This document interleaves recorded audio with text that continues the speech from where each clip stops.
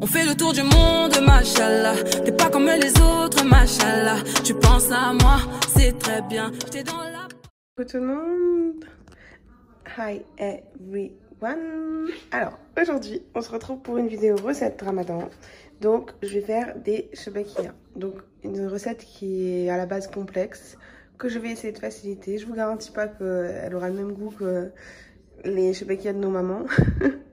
Mais normalement, ça sera très bon aussi. Alors, je suis à Londres, du coup, les ingrédients, c'était une galère à trouver. On n'a pas les mêmes ingrédients qu'en France, au Maroc, en Algérie, en Tunisie. Donc, c'est aussi pour ça, en fait, que la recette sera simplifiée. Parce que, par exemple, ma mère m'a donné une recette où il fallait pas mal d'épices qu'on n'avait pas forcément ici, qui étaient très dures à trouver. Mais bon, en tout cas, vous inquiétez pas, ça sera très bon et ça sera pas très complexe à faire. Parce que souvent, ça fait peur, surtout les plus jeunes, de réaliser ces gâteaux qui ont l'air complexes. Mais vous inquiétez pas, on va y arriver ensemble.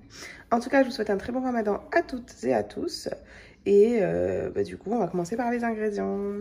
Alors, du coup, pour cette recette, vous allez avoir besoin de miel ou cette chose-là qu'on connaît normalement tous les Arabes, si vous êtes arabe. Donc, du coup, c'est une préparation à base de sirop de glucose qui est idéale pour la pâtisserie. Donc, c'est une sorte de miel, on va dire. Vous allez avoir besoin de levure, de beurre. Je vous mettrai les quantités exactes en barre d'infos.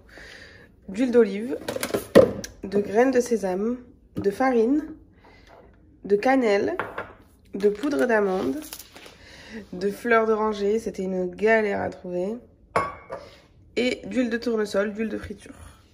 Donc pour cette recette, voilà les ingrédients dont vous avez besoin. À savoir que, en fait là, je vais vous mettre les quantités. Je vais utiliser parfois mon robot. Vous n'êtes pas obligé d'avoir un robot. Franchement, moi, j'aurais préféré avoir, vous savez, les grands plats en bois là que nos mamans ont. Mais j'en ai pas ici. Donc, du coup, je vais faire avec le robot certaines mixtures. Et je vous partage ça. En tout cas, je vais faire pas mal de recettes en ce mois de Ramadan. Donc, n'hésitez pas à vous abonner et activer la cloche pour les notifications pour voir toutes les recettes. Mon but, en fait, même si j'ai pas beaucoup d'abonnés, c'est pas ça qui compte. Mon but, en fait, c'est de pouvoir partager aux personnes qui sont seules ou pas des astuces, des bons plans et des recettes faciles pour pouvoir passer un bon ramadan et apprécier ce moment de partage. Donc là, c'est vraiment un simple partage. Voilà, allez, on se retrouve de suite pour la partie suivante. Alors, première étape. Donc, moi, j'utilise le Monsieur Cuisine, mais vous pouvez utiliser ce que vous voulez, même vos mains. Ou alors, c'est encore mieux les petits mixeurs là, qui coûtent 10 balles à Lidl, là, vous savez, qui mixent l'ail, l'oignon et tout. J'aurais même préféré avoir ça là pour les graines de sésame. Donc bref, vous mélangez dans un premier temps 150 g de sésame, 100 g de beurre fondu et à peu près 40 g d'huile d'olive. Donc vous allez mixer tout ça et en parallèle, on va préparer une autre préparation. Bon alors la première étape c'était de mélanger le beurre, comme je vous avais dit, avec les graines de sésame. Avec le robot c'est un peu galère parce qu'il faut faire plusieurs fois. Donc vous êtes censé obtenir une pâte. Je vais encore remixer et ensuite on va ajouter le mélange farine, levure et cannelle. Regardez, je suis en FaceTime avec ce beau gosse. C'est lui qui me donne les conseils recettes. Alors cette recette, qu'est-ce que t'en penses? Il faut cuire à 180 degrés. Il faut pas les cuire. Là, ça marche pas. Bon voilà, de Marseille, j'ai des conseils recettes. Allez, ciao. Ciao. Bon allez, je vais rajouter le mélange. Alors, je vous retrouve au moment du montage parce que il y a une partie de la vidéo qui est manquante. Alors, j'ai ajouté ensuite, à partir de cet endroit-là, la farine dans le robot. Sauf que, attention, warning, ne mettez pas... Pour cette pâte-là, en fait, ça va pas être facile de la travailler au robot. Il faut la travailler à la main. Donc, vous pouvez faire au robot ou avec n'importe quel autre robot le mélange graines de sésame, beurre, etc. Mais par contre... en ce qui concerne le mélange farine, fleur d'oranger, etc., vous faites à la mano, vraiment. Et les quantités que je vais vous donner en barre d'infos, ou là, dans un texte, il faudra faire gaffe. Vous pouvez prendre en compte ces quantités. Sachez que si jamais vous vous êtes trompé ou autre et que vous avez mis un peu plus de farine ou un peu moins, en fait, si vous mettez trop de farine, vous rajoutez tout ce qui est liquide à dose au prorata, quoi. Donc, si vous voyez que c'est trop farineux, vous rajoutez un petit peu de fleur d'oranger, un petit peu de beurre et un petit peu d'huile d'olive. Comme ça va plus homogénéiser la pâte. Il vous faut une pâte qui soit homogène et un petit peu que vous puissiez appuyer avec votre doigt et que ce soit je sais plus parler, je sais pas quelle heure, que ce soit moelleux, voilà, que ce soit tendre, c'est le mot que je cherchais. Voilà, je vous laisse avec le reste de la vidéo.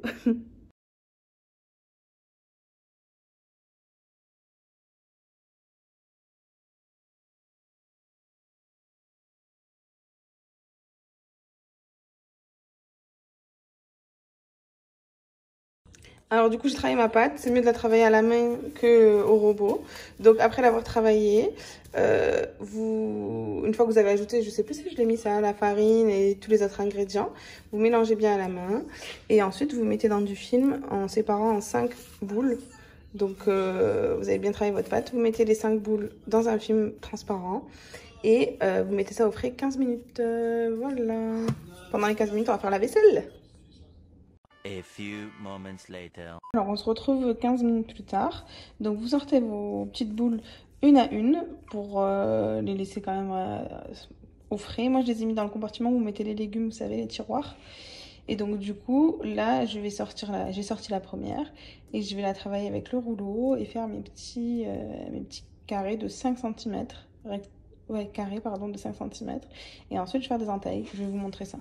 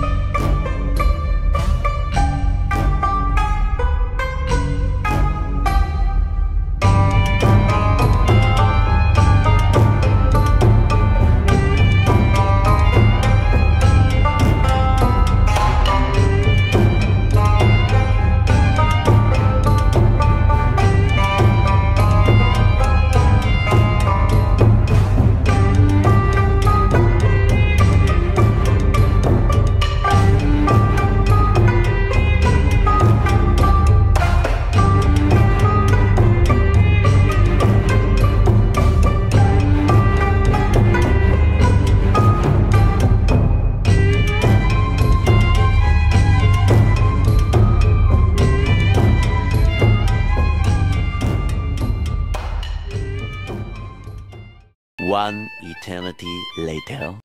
Alors du coup, j'ai fait mes chebekiyas, j'ai fait de différentes tailles, j'ai testé différentes manières enfin, vous avez compris, ok, je vais y arriver, différentes manières de pliage. Et j'ai fait des plus petites parce que moi j'aime bien en avoir des petites. Et voilà. Après, je vous avoue, j'avais fait trop de quantité.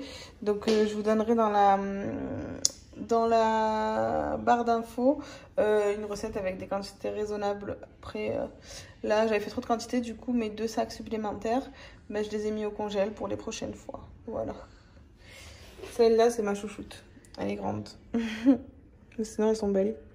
Allez, maintenant je vais les faire frire et je vais faire chauffer aussi un petit peu de miel pour mettre les chebekiyas dans du miel à peine chaud après la cuisson.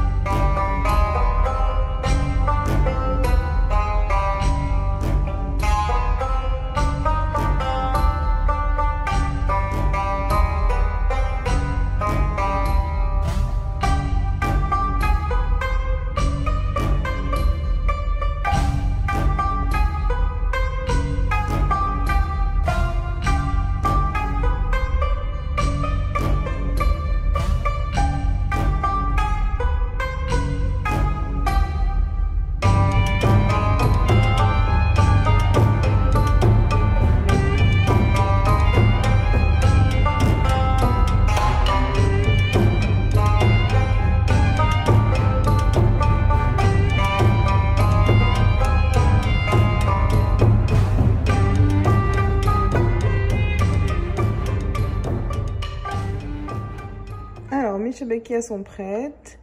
Voilà, on a goûté, c'était très bon. Kader, t'en as pensé quoi? Très très bon. C'est la première fois que j'en mange chaud. Ouais, franchement, chaud, c'est encore meilleur. Ouais, bon, là, c'est très bon.